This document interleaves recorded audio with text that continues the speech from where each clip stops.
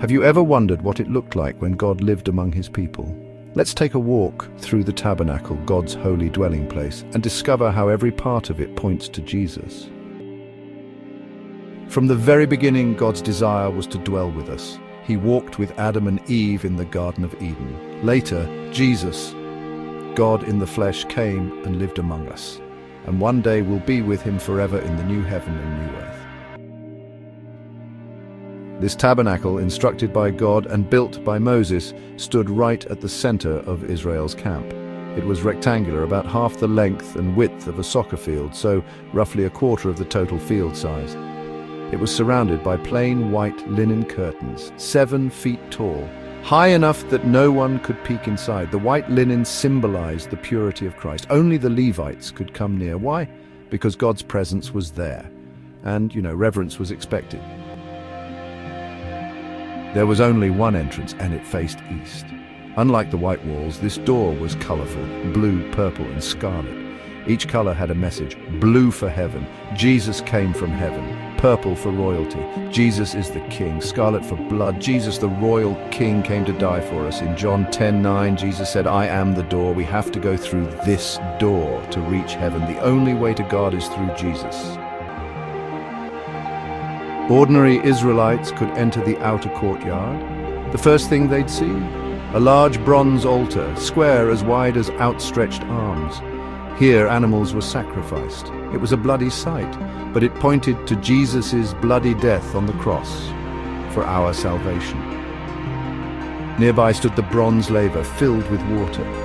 The priests washed here after the sacrifice and before entering the next area.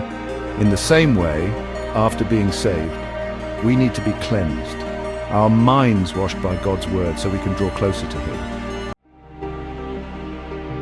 Next came the holy place, a tent with another curtain made of the same 3 colors, blue, purple, and scarlet. There's still only one way to God, as it says in John 14:6. This tent was made of red animal hide or skins. Red signifies the blood of Christ. Inside, everything was either made of pure gold or acacia wood covered with gold. The acacia wood shows Jesus' humanity. The gold shows his divinity. Jesus is fully man and fully God. The walls were golden, but the floor was just dust. It reminds us, man was made from dust, yet here we are standing in the presence of God. On the left stood the golden lampstand, or menorah. It was the only source of light in the holy place and had to burn continuously with oil. This signifies that Jesus is our light, and he leads us. On the right there was the table of showbread. Think of a simple coffee table. It held 12 loaves representing the 12 tribes of Israel, and later the 12 apostles. This signifies that Jesus is the bread of life. He feeds us. He nourishes our souls. In front, a small golden altar always had incense burning, frankincense, a sweet aroma. It's a picture of Jesus' never-ending prayers for us. Behind the next curtain, which was very thick, was the Holy of Holies. This was the most sacred place, the place of God's special presence. Only one person, the high priest, could enter, and only once a year. He entered to make atonement for all of Israel. Inside was the Ark of the Covenant, made of wood covered in gold. Its lid was called the mercy seat, with 2 cherubim facing each other, their wings touching. Above this ark rested the pillar of fire by night and a cloud by day, God's very presence.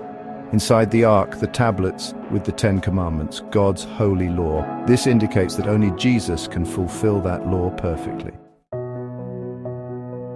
The tabernacle wasn't just a place, it was a picture. It shows us the journey of every Christian, saved by Christ, cleansed by the word, led by Christ, fed by Christ, Christ's intercession for us.